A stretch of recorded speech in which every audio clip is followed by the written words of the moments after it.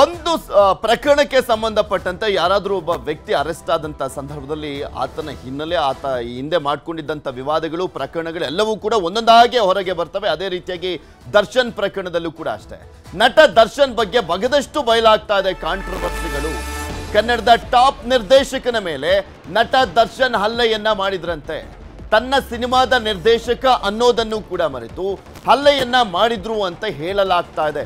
ಮಧ್ಯರಾತ್ರಿ ಆಪ್ತ ಡೈರೆಕ್ಟರ್ಗೆ ಹೊಡೆದಿದ್ರಂತೆ ದರ್ಶನ್. ಕಂಠ ಪೂರ್ತಿ ಕುಡಿದು ನಿರ್ದೇಶಕನನ್ನೇ ಹೊಡೆದಿದ್ರಂತೆ ದರ್ಶನ್. ಹಲ್ಲೆಯಿಂದ ಮನನೊಂದು ಆತ್ಮಹತ್ಯೆಗೂ ಕೂಡ ಮುಂದಾಗಿದ್ರಂತೆ ಆ ನಿರ್ದೇಶಕ. ಸಿನಿಮಾದ ಆಡಿಯೋ ರೈಟ್ಸ್ ವಿಚಾರಕ್ಕೆ ಸಂಬಂಧಪಟ್ಟಂತೆ ದರ್ಶನ್ ಹಲ್ಲೆ ಮಾಡಿದಂತೆ ತನಗೆ ಹೇಳದೆ ಆಡಿಯೋ ರೈಟ್ಸ್ ಮಾರಾಟ ಮಾಡಿದ್ದಕ್ಕೆ ದಾಳಿಯನ್ನ ಮಾಡಿದ್ರಂತೆ. ನಿರ್ದೇಶಕರ ಮೇಲಿನ ಹಲ್ಲೆ ತಡೆದಿದ್ರಂತೆ ನಿರ್ಮಾಪಕ. ಮನನೊಂದು ಆತ್ಮಹತ್ಯೆಗೆ ಮುಂದಾಗಿದ್ದಂತ ನಿರ್ದೇಶಕ ಆ ಒಂದು ಹಲ್ಲೆ ಆದಂತ ಕಾರಣಕ್ಕೋಸ್ಕರ ಮನನೊಂದು ಆತ್ಮಹತ್ಯೆಗೂ ಕೂಡ ಮುಂದಾಗಿದ್ರಂತೆ. ಮಧ್ಯರಾತ್ರಿ 3 ಗಂಟೆಗೆ ಸೂಸೈಡ್ ಮಾಡಿಕೊಳ್ಳೋಕೆ ಹೋಗಿದ್ರು ಅಂತ ಹೇಳಲಾಗ್ತಾ ಇದೆ. ಮಾರನೇ ದಿನ ಹಲ್ಲೆ ಮಾಡಿದ್ದಕ್ಕೆ ಕ್ಷಮೆಯನ್ನ ಕೂಡ ಕೇಳಿದ್ರಂತೆ ದರ್ಶನ್.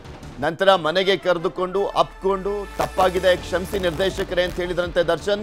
ನಿರ್ದೇಶಕರನ್ನ ಮನೆಗೆ ಕರೆದು ಊಟವನ್ನ ಹಾಕಿದ್ರಂತೆ ನಟ ದರ್ಶನ್. ಇಷ್ಟೆಲ್ಲ ಘಟನೆ ಆದ್ರೂ ಕೂಡ ಎಲ್ಲೂ ಕೂಡ ಹೇಳಿಕೊಳ್ಳದೆ ದರ್ಶನ್ ಮಾನ ಕಾಪಾಡಿದ್ರಂತೆ ಆ ಡೈರೆಕ್ಟರ್. ಯಾರು ಏನು ಎತ್ತ ಇದೆಲ್ಲದ್ರ ಬಗ್ಗೆನೂ ಕೂಡ ನಮ್ಮ ಪ್ರತಿನಿಧಿ ಮಾಹಿತಿಯನ್ನ ಕೊಡ್ತಾರೆ. ಯಾರಿಗೆ ಹೊಡೆದಿದ್ದು, ಯಾವಾಗ ಹೊಡೆದಿದ್ದು, ಯಾವ ಮೂವಿಯ ಸಂದರ್ಭದಲ್ಲಿ ಹೊಡೆದಿದ್ದು ಅನ್ನುವಂಥದ್ರ ಬಗ್ಗೆ ಮಾಹಿತಿಯನ್ನ ಪಡ್ಕೊಳ್ಳೋಣ. ನಮ್ಮ ಪ್ರತಿನಿಧಿ ಸತೀಶ್ ನಮ್ಮ ಜೊತೆ ನೇರ ಸಂಪರ್ಕದಲ್ಲಿ ಜಾಯಿನ್ ಆಗ್ತಾ ಇದ್ದಾರೆ. ಇದು ಸಹಜವಾಗಿ ಕುತೂಹಲ, ಬಿಕಾಸ್ ಇದೊಂದು ರೀತಿಯಾಗಿ ಹೊಸದಾಗಿ ಕಾಣಿಸ್ತಾ ಇರುವಂತ ಪ್ರಕರಣ. ಸತೀಶ, ಯಾವಾಗ ಹೊಡೆದಿದ್ದು, ಎಲ್ಲಿ ಹೊಡೆದಿದ್ದು, ಯಾವ ಚಿತ್ರದ ಸಂದರ್ಭದಲ್ಲಿ ಹೊಡೆದಿದ್ದು, ನಿರ್ಮಾಪಕ ಯಾರು ಬಿಡಿಸಿದ್ದು, ನಿರ್ದೇಶಕ ಯಾರು ಅಂತ?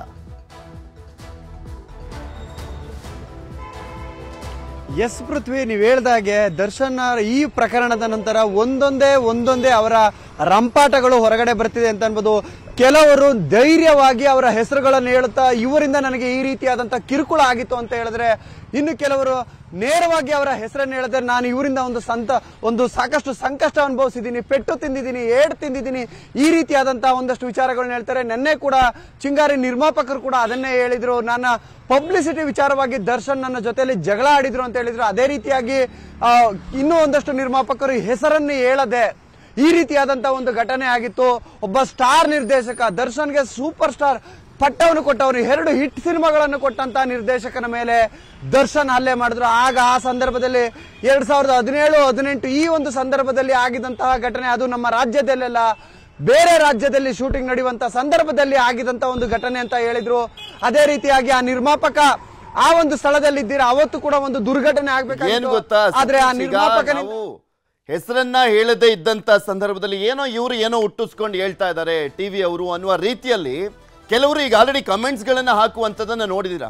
ಇದೆಲ್ಲವನ್ನು ಕೂಡ ಹುಟ್ಟಾಗ್ತಾ ಇರುವಂತದ್ದು TRPಗೋಸ್ಕರ ಸುಮ್ಮನೆ ಯಾವ್ದಾದ್ರು ಸುದ್ದಿಗಳನ್ನ ಸೃಷ್ಟಿ ಮಾಡ್ತಾರೆ ಅನ್ನುವಂತ ಆರೋಪಗಳನ್ನ ಮಾಡ್ತಾರೆ. ಈಗ ಪರ್ಟಿಕ್ಯುಲರ್ಲಿ ಹೇಳೋದಾದ್ರೆ ಯಾರ ನಿರ್ದೇಶಕ, ಬಿಡಿಸಿದಂತ ನಿರ್ಮಾಪಕ ಯಾರು ಅನ್ನುವಂಥದ್ದನ್ನ ನಾವು ನೋಡ್ತಾ ಹೋಗೋದಾದ್ರೆ ಅಂತ ಪರ್ಟಿಕ್ಯುಲರ್ ಆಗಿ ಇಲ್ಲ ಪೃಥ್ವಿ, ನಮಗೆ ಒಬ್ಬ ನಿರ್ಮಾಪಕರು ಹೇಳಿದ ರೀತಿಯಲ್ಲಿ ಸೊ ಆ ಒಂದು ಘಟನೆ ನಡೆದಿರೋದು ನಿಜವಾಗ್ಲೂ ಕೂಡ ಸತ್ಯ. ಆದರೆ ಅದಕ್ಕೆ ಬೇಕಾದಂತಹ ನಮಗೆ ಅವರ ಅವತ್ತಿನ ಪರಿಸ್ಥಿತಿಯಲ್ಲಿ ಅದಕ್ಕೆ ಬೇಕಾದಂತಹ ಪೂರಕವಾದಂತಹ ದಾಖಲೆ ನಮ್ಮ ಬಳಿ ಇಲ್ಲದ ಕಾರಣ ಸೊ ಇವತ್ತು ಕೂಡ ನಾನು ಅದನ್ನು ಹೇಳಲ್ಲ. ಆದರೆ 100ಕ್ಕೆ 100ರಷ್ಟು ಸತ್ಯ ಆ ನಿರ್ದೇಶಕನ ಮೇಲೆ ಆ ನಟ ಅಂದ್ರೆ ಅಲ್ಲಿ ದರ್ಶನ್ ಅಂತೂ ಹಲ್ಲೆ ಮಾಡಿರೋದಂತೂ ಸತ್ಯ ಅನ್ನುವಂತ ನಿಟ್ಟಿನಲ್ಲಿ ನಮಗೆ ಒಬ್ಬ ಸ್ಟಾರ್ ನಿರ್ಮಾಪಕರೇ ಹೇಳಿರುವಂತದ್ದು ಪೃಥ್ವಿ. ಓಕೆ, ಧನ್ಯವಾದ ಸತೀಶ್ ನಿಮ್ಮೆಲ್ಲ ಮಾಹಿತಿಗಾಗಿ. ಆದ್ರೆ ಏನ್ ಗೊತ್ತಾ, ತೋಳ ಹಳ್ಳಕ್ ಬಿದ್ದಾಗ ಆಳಿಗೊಂದೇಟು ಅಂತಾರಂತೆ. ಸೊ ದರ್ಶನ್ ಜೈಲಲ್ಲಿರುವಂತ ಸಂದರ್ಭದಲ್ಲಿ ನಾವ್ ಹೇಳಿದ್ದೆಲ್ಲ ಸರಿ ಅನ್ಕೊಂಡ್ಬಿಟ್ಟು ಕೆಲವರು ಸುಮ್ನೆ ಸುಳ್ಳು ಸುದ್ದಿನೂ ಕೂಡ ಹೇಳಬಾರ್ದು. ಹೇಳಂಗಿದ್ರೆ ಧೈರ್ಯವಾಗಿ ಹೇಳಬೇಕು ಆ ನಿರ್ಮಾಪಕ. ಯಾವಾಗ, ಯಾರಿಗೆ, ಎಲ್ಲಿ, ಹೇಗೆ ಹೊಡೆಯಲಾಯ್ತು, ಯಾವ ಕಾರಣಕ್ಕೆ ಹೊಡೆಯಲಾಯ್ತು ಅಂತ ನೋಡೋಣ. ಏನ್ ಹೇಳ್ತಾರೆ ಆ ನಿರ್ಮಾಪಕ, ಏನ್ ಮಾಹಿತಿ ಕೊಟ್ಟಿದ್ದಾರೆ, ಅವರಾದ್ರೂ ಧೈರ್ಯವಾಗಿ ಹೇಳುವಂತ ಕೆಲಸವನ್ನ ಮಾಡ್ತಾರ ಅಂತ. ಕನ್ನಡಿಗರ ಮೆಚ್ಚಿನ ನಿಮ್ಮ ನ್ಯೂಸ್ 18 ಕನ್ನಡ ಈಗ ವಾಟ್ಸ್ಆಪ್ನಲ್ಲಿಯೂ ಲಭ್ಯ. ಕರ್ನಾಟಕ ಮತ್ತು ದೇಶ ವಿದೇಶದ 360 ಡಿಗ್ರಿ ಸುದ್ದಿ ವಿವರವನ್ನ ನೀವು ನಿಮ್ಮ ಕೈ ಬೆರಳುಗಳಲ್ಲಿಯೇ ಪಡೆಯೋದಿಕ್ಕೆ ಈ QR ಕೋಡ್ ಅನ್ನ ಸ್ಕ್ಯಾನ್ ಮಾಡಿ. ನಮ್ಮ ಚಾನೆಲ್ ಅನ್ನ ಫಾಲೋ ಮಾಡಿ, ನೋಟಿಫಿಕೇಶನ್ ಆನ್ ಮಾಡಿ.